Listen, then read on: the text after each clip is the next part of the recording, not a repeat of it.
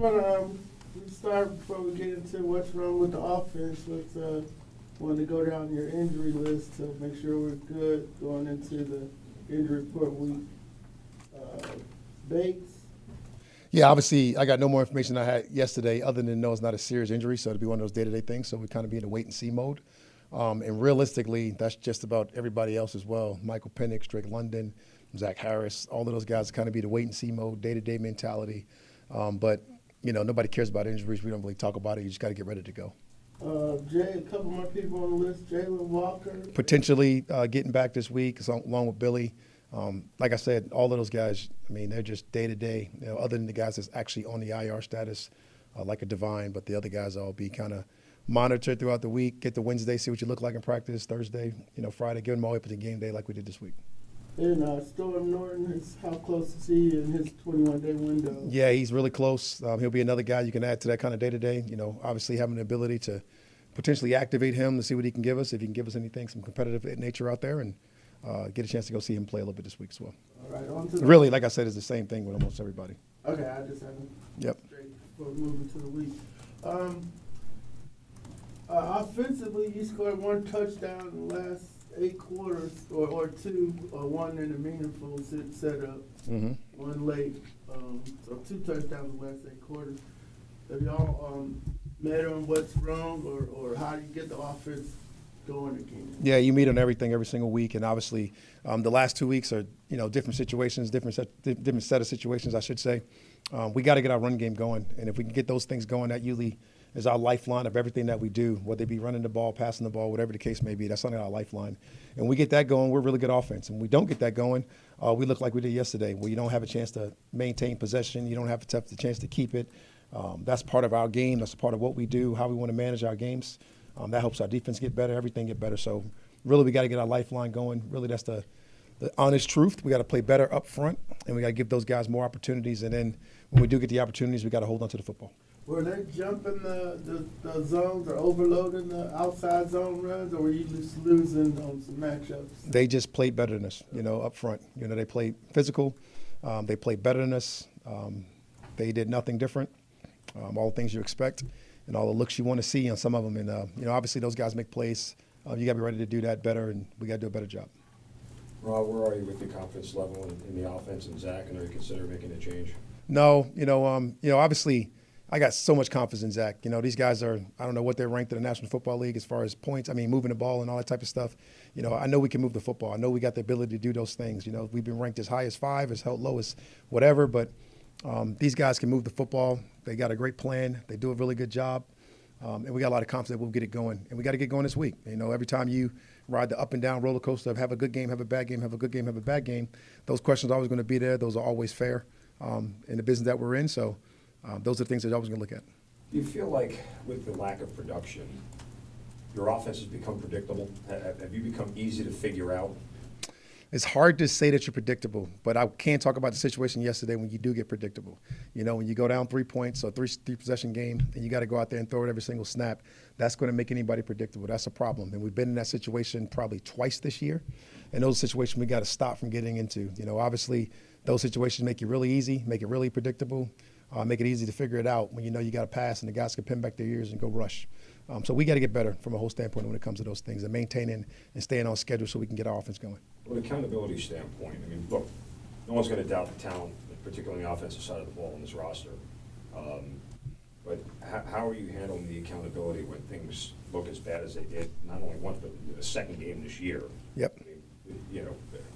Is it, you say it's on everybody? Is there one thing you pinpoint? How do you handle the accountability issue? Obviously everything's going to be a we type of mentality when you're attacking that approach. But, I lean on my leaders, and my leaders are up front. When you talk about Chris Lynchton, you talk about Jake Matthews and those guys that are leaning up front to get us going in the right direction. Those are the guys that are most capable of doing that for us. Matt Bergeron, Newsel, all of those guys up front that's got significant minutes in the bag. Those are the guys we'll lean on, and they'll get us going from an accountability standpoint across the board. I've seen those guys respond before, and I'm expecting them to respond again. How do you evaluate the performance of the offensive line just against Miami? Yeah, we didn't play well. We talked about it at nauseum today. Obviously, we didn't play well up front. We got to get some of the things going in the run and the pass. We didn't pass pro well. We didn't run block well. We got to do all those things better. So we got to go back and and give those guys another week of practice and go out there and get better, because that's all you can do. What do you attribute that to? We didn't play well yesterday. Like the guys got to go out there and play well and execute, and we didn't do it. Yesterday was a simple execution thing, and we were not able to do it yesterday. Raheem, is clarity as far as the run game goes. When you say up front, you're including everybody that's blocking in the run game. That All tight ends, that means wide receivers, everything, right? all hands on deck. When you're talking about the run game, we're talking about it takes all 11 to run the football, and those guys be a part. Charlie's a big part of what we do in the run game. Obviously our wide outs when we got it rolling are a big part of it. Obviously when we get up there and we do well in the run game, those are the guys that really stand out for us, the guys we're able to talk about. When you talk about adjustments, like the first half, people will say, well, Bijan only got 5 carries, but you only had, what, 13, 15 plays? Maybe 12 snaps in the first half. And I mean, I get the natural inclination to, harp on that. That said, there was a slight adjustment in the second half because you made that one drive on the one that Bijan fumbled that you went down the field. You were able to actually start moving the ball. Mm-hmm. What was the adjustment that was made, and kind of, why were you seeing success off of it? So the run game wasn't going, so we had to find different ways to get Bijan the ball. So we got the ball to him on the screen and had to open up a couple of things and got to get it to a handoff on him or whatever the case may be. We were able to open up with a play action pass and get the ball down the field of Pitts a little bit. All those things got to happen. Those all happen within the timing of the play. But when you go out and you get stuffed on the runs, that kind of puts you in a back spot because now you end up in a bad spot. You're in those pass situations that you don't want to be in. Nobody wants to live in those third and long situations, and that's what we did last night, and that's not good for anybody. After the Carolina loss, you guys obviously fired Ike, and the team responded. You guys won 2-0 after that, you won 3-2. When is the right time to shake things up, would you say? I mean, what has to happen for that to be a thing? There is no right time. Yeah. This is football. You got to go out there and you got to play. There's a lot expected of us. There's a lot expected of us that we put on ourselves. There's a lot expected of us from everybody else. There's a lot expected of us from this building. We'll get those things right, and I got a lot of confidence that we can. Did you speak with Mr. Blank at all since the game? We speak on a normal cadence, so we always speak weekly. We always talk about everything from after-action report. We always talk about a pregame report, so we always speak. The normal cadence that we always speak on, we always speak on. What was the conversation like since the game? It's usually just what I'm doing with you guys right now, kind of telling what happened, being honest, open up in front. That's all it is. Coach, you had a challenge early in the game. Yes. What went into that process? Too close. I thought the spot was short. Thought we had an opportunity to get the ball there, big time stop, 4th and 1. Really would have taken points off the board, gave us a chance to get the ball back right there. It was too close to not challenge it, and I felt it was like a good challenge at the opportunity to get the ball back right there. How do you deal with the loss aside, how do you deal with the groans from the fan base? Obviously, they're disappointed. There's a lot of people calling for change and things of that nature, and some of that's out of your control. But, what do you say to fans at this point who feel like this is a continuing cycle, not just from your tenure here, but just generally continuing cycle within the organization? Yeah, I understand. Everybody has those growing pains. You got to go through that. And, when you go through it, you got to find ways to get better, and you got to bring them back. It's not their job to like us. It's our job to make them like us. So, we got to go out and perform, and we'll get that back. Just to make sure I'm clear, you're Yes. not considering any offensive staff changes? No, Josh. Zach said, I think the Commanders week, he said, wouldn't have mattered where I called plays, the way the guys up front were playing. They were playing with their hair on fire. Is it troubling to you that you'll see a performance like that up front and then a performance like Carolina and last week, that fluctuates so much? It's not troubling. It's expected for them to play like that. They play like that more than not, but we do have the episodes and incidents this year we didn't play as well as we should. And that's what we got to get the consistency going so we can play that well so we can operate the whole team in the offense. They're our lifeline, man, and we need them. You've been on a team that won the Super Bowl and saw that level of consistency. How come you're not able to get it here? Well, we've had that level of consistency out in L.A., but we also went through a 4-game losing streak where that level of consistency hit the bottom, and then you had to bounce back. So you had to find ways to fight through adversity. And the only way you do that is you go back and trust your process, get back out, go to practice, come back and go to work, and lean on your leaders and get those guys to go and figure that out. It was actually happened to us in 2016. We had a nice little skid there. It was a 2-game loss streak, and then we found a way to get hot. And then you never know what's going to happen. So we got to turn this thing around, and it's our job to do it. Got a lot of confidence that we can, a lot of confidence in the people that in our building, and a lot of confidence in the people that are going to help us to do this thing. Did you feel like the team was prepared to win? Like the coaching staff kind of got the players ready, and from a game plan standpoint, that they should have gone out and won that game yesterday? I do. I felt like, we had the opportunity to go win the football game. Everybody will try to make excuses about who you didn't have, but it really doesn't matter. You got to go out and execute the game plan that we had in place to go out there and try to win that football game. And we wanted to be able to go out there and control it with the run, be able to control it our time of possession, do all the things that we're capable of doing. That actually protects our defense, that keeps those guys off the grass, that gives us a chance to go out there and earn field position on special teams and win the football game. And yesterday, Miami out Atlanted us yesterday. They got us. Coach, as you reevaluate Penix coming back, I don't know how you do bone bruises, if it's range of motion or agility or to test that. But what will y'all be looking for to see, if he can make it back on the field? A lot of that led is communication with Michael. Obviously, he's the only person that knows what it feels like. He's the only person that knows that he can stabilize himself and get out the way. So a lot of those things we'll be talking about it. Obviously, we got a lot of smart people in here looking at it to evaluate some of those other things in the range of motion and things of that nature. But a lot of that would be communication with Michael on a daily basis. Was the decision based a lot on mobility, just because it is a leg injury, and you had said you don't want to put your quarterback in harm's way? Not at all. Was that a reason for that decision? Oh, no doubt. Like a lot of that stuff is based on how he feels, his ability to move, get out the way, do all those things that are important to play the quarterback position. I will not put him in harm's way in order to sacrifice what we got going on and what we could have going on when he gets back. How do you evaluate the performance of J.D. Bertrand just in the interior? It wasn't good enough from an overall standpoint. Obviously he's got big shoes to fill. He went out there and he tried to do those things, did a nice job on a couple of those plays, and obviously there's some plays that you obviously want back. Was able to get out there and do a little bit with Ronnie Harrison and get a chance to get him out there a little bit and next to him and that three linebacker defense a little bit. We'll be able to do a little bit more of that and try to get him in some of those space areas and do some of those things for JD as well. Jeff mentioned that it was going to be kind of a committee approach. Yep. Placing Divine. Can you walk us through what was the plan with the committee approach? So JD was able to get some of the stuff we went out there in our two linebacker defenses, and then we were able to go out there and have some dime approach. We had only one snap of it because it wasn't that type of game when we had to go out there and put Jesse down in the box. I think it only happened once yesterday because they didn't really go for it on third down and longs. They ran the football. And the other approach was to get Ronnie out there and the 15 snaps that he played for us, going out there and being able to play to the field to take some of that pressure off him with that speed and things of that nature. So all of those things kind of happened, just didn't happen enough. Everything kind of got out of whack, just like our run game, just like our defense, just like everything else that kind of got out of whack yesterday. So the committee approach didn't come to life like you wanted it to yesterday. Were you surprised that, I'll use the word rusty, that Kirk looked as rusty as he did? The whole sort of pitch was that he was still here for this situation, that we shouldn't miss a beat theoretically with him.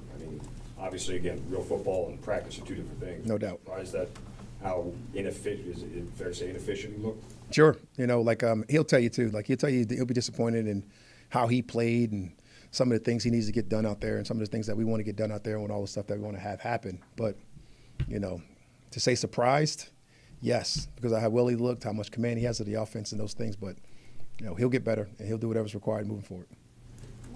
Coach, how y'all start getting prepared for perhaps the hottest team in the league on a 5-game winning streak? Yeah, coming up on the best time in life, right? You need them when you're down. Go out there and try to get a big-time win versus these guys who are playing at a very high level and they're well-coached and doing a lot of really good things. So a lot of fun for our guys, a lot of great opportunity for our guys to have a bounce back. Drake May, guess he would have been in that group when y'all were scouting quarterbacks. You surprised at 15 touchdowns, 3 interceptions so far this year? No, he's a very good football player. He's doing a great job. He's being well coached by Josh. They got it going on, and I like what they're doing. Were you surprised Miami gave you so much six offensive linemen? So much of that six offensive linemen? No, they haven't really done it all year. But it's Brunskill. He was here with us. Obviously. So I know he can do that. He's done it for us a little bit when he was in Atlanta. He's a young man that we did that when he was here. Obviously they were down when they're blocking tight ends, so we had to put him out there and do some of those things. He did a lot of the same stuff that their normal tight end does. That's on that blocking situation, and Mike was able to throw him in there and do some of that stuff. So to say surprise, yes, because they haven't done it, but it was it's what they do. Do you get any feeling that in the locker room they're underestimating opponents in any way? I don't. We just didn't play well. I won't make that excuse to say you went out and didn't play up to par. Everybody knows, well known, that Miami's a very good football team that's been in every single game other than one. And they look good throughout the course of the season. They just hadn't put together wins, and they did yesterday. Raheem, you got to shift gears a little bit this week. You've had two quarterbacks that aren't really known for getting out of the pocket the last 2 weeks. Now you're going to get a guy that's had a lot of effectiveness in moving. How much do you have to shift gears and reintroduce that to your defensive front and trying to keep him in the pocket? He plays very similar to how we did when we kicked Buffalo a couple of weeks ago. That kind of guy. They can move around. They're very big. They're fast. They're mobile. So you got to prepare those guys the same way you did. You got to treat those guys very similar styles, very similar styles of play. and both very good in my opinion. What is your frustration level overall at this point in the season? Very frustrated yesterday in the fact that we didn't go out and execute what we wanted to get done. That's the level of frustration that I have, and you can keep it right there at that moment because you got an opportunity to fix it this week. So I'm looking forward to that. One highlight from yesterday, I will say, is Kyle Pitts and his performance and the way he was able to get involved. What have you seen from him just over the last couple of weeks? Just execution, doing the right things, coming up with some big moments, some big catches, blocking really well. He's playing well. He's playing extremely high level. I'm proud of him. Got tweaked a little bit early in that game, was able to go out there and finish and compete at a very high level, didn't even know nothing about it. How did Fuller play in his 12 snaps related to Harrison and his 15? 15? Yeah, 12 for Fuller. Oh, Fuller. Yeah. Jordan Fuller obviously had to go in when Jesse went down Okay. on the screenplay. A lot of that was insignificant time, those real snaps that we talk about. But, he played fine. He's smart. He's detailed. He's sharp. He knows what to do. He's been around for a while. Got a lot of confidence in Jordan. The offense been where it's been these last couple of games and the execution, like you said. Do you get any more hands-on kind of with the coaches, with the guys in the meetings and such? Always, we'll always be there for those guys. We do whatever required to go out there and try to win football games. Whatever that means, whatever that requires, we can do. And that's what we'll do this week. Got to find ways to get our openings back going. Got to find ways to get it going up front, get these guys off the ball. Got to find ways to get our offense and our brand of offense going with our run game, opening up our pass, doing some of the different things we want to do. So we'll find a way to get those things done this week. Do you pull the Carolina tape and this tape and kind of watch them at the same time to see if there's any similarities between the two? The only similarities really that I talked about today with the owner, matter of fact, was we didn't play well up front, right? And when we don't play well up front, those games can get ugly, and that's how it'll look. Anything else? Are you considering? So yes, Taryn. Are you considering any personnel changes up front? Up front, you always got to consider competition, right? We always do that at every single position. Every single time. Obviously we got Storm coming back with Elijah. Obviously we got people inside that we can rotate in there with a Hinton's play some snap for us. Gwynny get some opportunities. We got to always have some high level competition. But with that being said, these 5 guys that we got out there playing for us is giving us a lot in those big time moments. Where you talk about Minnesota, where you talk about Buffalo, they've shown that they can do it at a high level as well. Coach, you got a good look at your wide receiver room without Drake London. What did you make of their performance in this game? We didn't play well enough. We got to get Mooney going. Obviously we got to hit Mooney when he's open, but Mooney's got to do a better job of getting open for himself. Obviously Seals went out there and did a couple of really good things. Obviously Red stepped up for us yesterday, had to play some significant minutes for us. So whether it was blocking or catching the ball down the field, obviously he got one, probably he'll want back. And we got to find ways to get them guys to rock. Those guys are all capable of playing. They played at a high level before. Got a lot of confidence in what they can do. Obviously Casey Washington being part of that as well. Thanks, y'all. All right, guys. Thank you. Thank you, Dave. All right.